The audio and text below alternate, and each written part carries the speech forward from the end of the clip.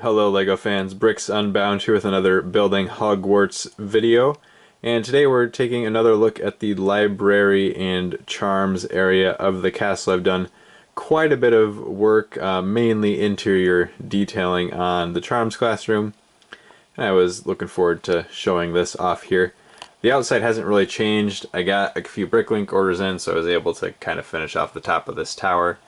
But other than that, this side has not done much. I did work on building up the other sides some. Obviously it's missing the outside walls of the library here, but it's coming together.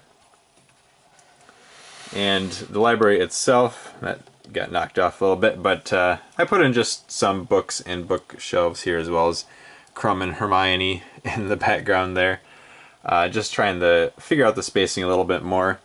I did realize one potential spacing challenge is actually this slope here, because there's a level of roof that comes straight off of here. I think there's still going to be enough room above those bookcases to make it work. Who knows, maybe it'll even have to rest on them a little bit, but if it doesn't quite work, I can shorten these up if needed. I'd prefer not to.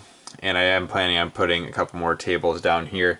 And the library itself is going to extend out quite a way. It's probably the whole length of this section of Hogwarts. So it'll be pretty massive, and of course have a restricted section area. Probably at the opposite end from where we're looking right now. But that's all that's happened here. Haven't worked much at all on the library section. It lifts right off, and then underneath it is the charms classroom. As you can tell, there's certain parts that I just forgot I didn't have any of and forgot to order. I just need a bunch of 1x1 reddish brown bricks to fill in all these gaps around the windows. Don't know why I couldn't remember to order those, but I didn't. So the charms classroom itself, I am pretty happy with how it's looking. It's mostly complete, I would say. I did change the orientation of it. It used to be running this direction, now it's running sideways here. It opened up some more space, and I had an awkward little hallway area on one side before, whereas now it actually filled it up pretty nicely. So I've got chalkboard over here like it shows in the films, and I believe in the movies all you can see is kind of from the side here, but I believe this is supposed to be the entranceway to the classroom.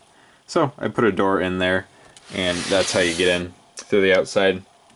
I'm trying to decide exactly how I want to do this. I'll probably maybe have just some chairs or something here for students to sit down, study for a bit. But I wanted to make it, kind of interesting looking here. And I'm feeling good about it. But back to the interior. I looked at lots of different reference photos and things to try to figure out what the various desks look like. They don't necessarily look like this, but this is the closest I could get to their shaping. But I think it gives it enough shaping. It's definitely more interesting than just the plain bricks that were there in the previous video.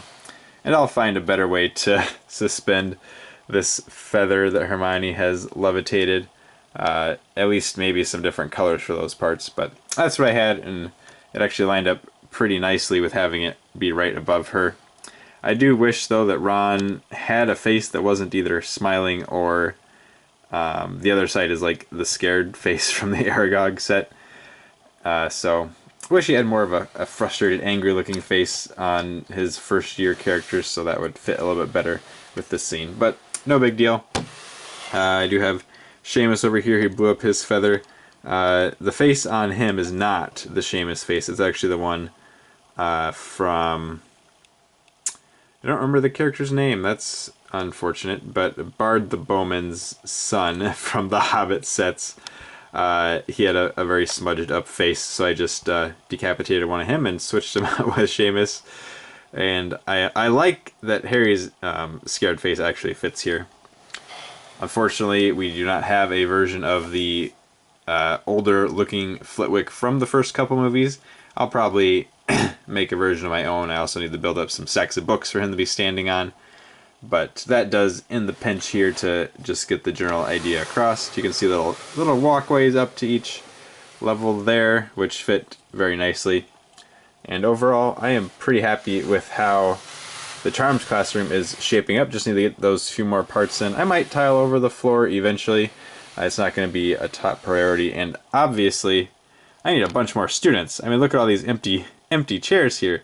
We've just got some Gryffindors in here at the moment, so need to stock up on my other house uniforms, which are unfortunately much harder to come by than the Gryffindor ones. But that's just how it works, I guess. I guess the one other thing that is a little off is that the window isn't centered directly behind Flitwick, or low enough like it is in the films. If I end up moving this to a different part of the castle, I might be able to pull that off, but just spacing wise to get it to work in this section of Hogwarts, and I like the idea of it being under the library. That's just something that I had to do.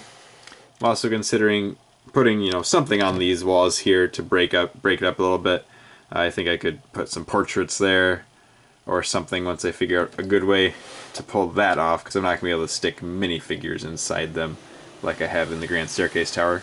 But let me know what you think about the progress so far on the Charms classroom and library, and please keep coming back for more videos. Thank you for watching.